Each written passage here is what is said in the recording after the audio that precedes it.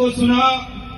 आशा और उम्मीद करता हूं कि यहां से एक एक बात घाट बांध करके लेकर के जाओगे, क्योंकि आज आपने देखा होगा कि वर्षों से हमारे जो पुरखे जिन सपनों को देखते हुए और इस रण में लड़ते हुए शहीद हो गए, आज भी उनके सपने पूरे नहीं हुए।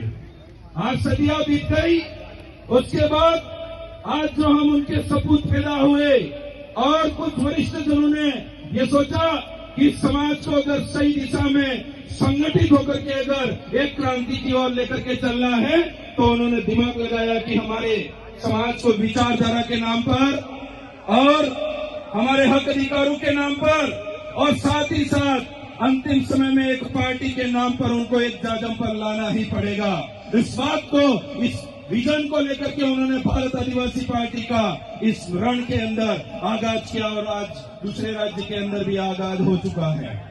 मैं गुजरात के भाइयों को कहना चाहता हूं, छोटा सा परिचय है। 2015-16 के अंदर से आदिवासी परिवार से जुड़कर निरंतर काम करते गए और जब भारत आदिवासी पार्टी का आगाज हुआ तो सबसे पहले कम उम्र के अंदर 2023 के अंदर चुनाव लड़ा। बड़े बड़े दिग्गज नेता थे, 15,000 पे सिमट जाएंगे, पर 52 से 55,000 वोट ला करके उनको मुंह तोड़ जवाब दिया था हमने।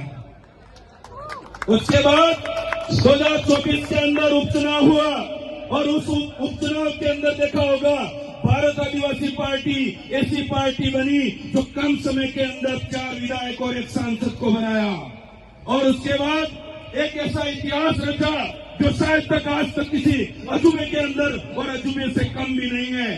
किसी चुनाव के अंदर 22 राउंड का होना और 22 राउंड में 21 राउंड चुनाव जीत जाना और जिस समय राउंड खत्म होते हैं उस समय चुनाव को हरा दिया था, वो शख्स मैं आपके सामने खड़ा हूं मेरे भाई।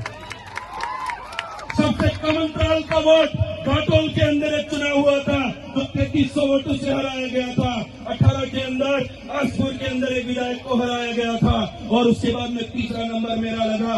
1285 वोट कम करके बीजेपी की दलाली से हमें हराया गया है।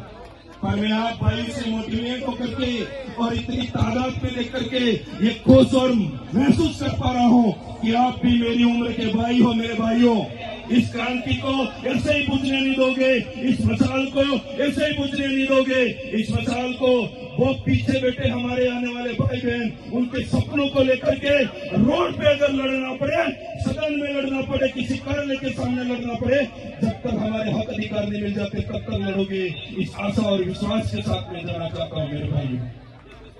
उस दिन चुनाव हुआ और वो दिन और आज दिन तक हम किसी भी बात से पीछे नहीं हटे, क्योंकि हमारा मकसद सिर्फ चुनाव लड़ना नहीं था, ये तो बोनस के रूप में हमको मिल गया था। मैं आपको कहना चाहता हूं, भारत आदिवासी पार्टी जल जंगल जमीन के हक अधिकार को लेकर के आपके बीच में आई है।